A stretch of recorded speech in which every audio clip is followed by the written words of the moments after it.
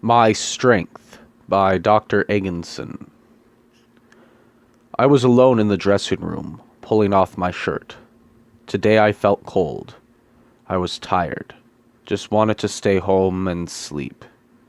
Maybe you'll understand this, maybe not. But I had to go today.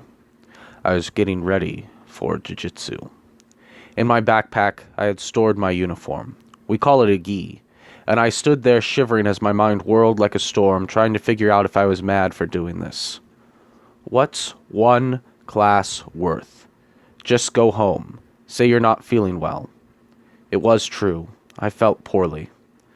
I thought of the warm-up, a few laps intermingled with push-ups, practiced some shoulder rolls, a few other things, but always our ultimate exercise before class really began was the dreaded sidewinder. A sidewinder, at least in Jujitsu, is where you lie on your back in a crunch position, pull your shoulders off the ground and throw them forward by quickly contorting, so that you can then roll back onto them and throw your hips forward in the same way.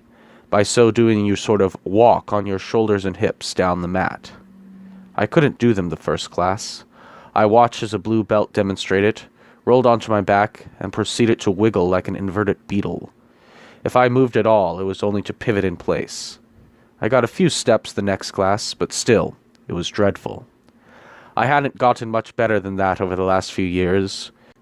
Every warm-up, I was the last one on the floor, halfway down just trying to keep moving, while the other students were drinking some water in the half-minute break we had before stretches. I lay there wiggling helplessly. Eventually the call to circle up would sound, and I would have to let the sidewinders win another battle against me.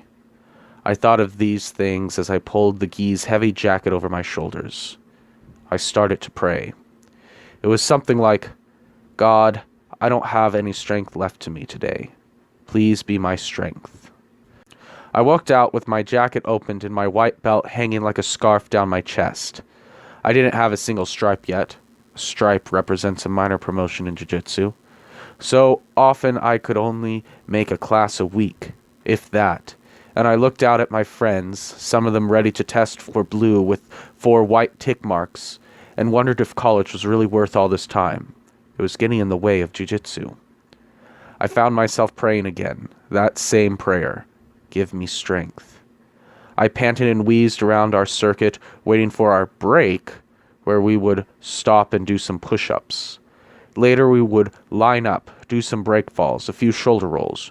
We would get to the penultimate shrimps, all leading to the sidewinders. To more efficiently use our space, the class was separated into 3 lines so as to stagger people when starting the exercise. I had learned to place myself last in line so people wouldn't have to get up and walk around me.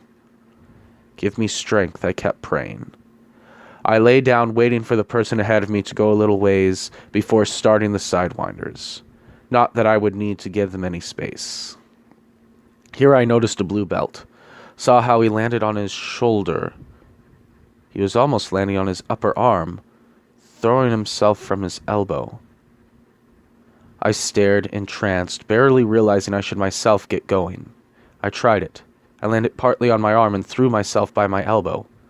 I raced for it.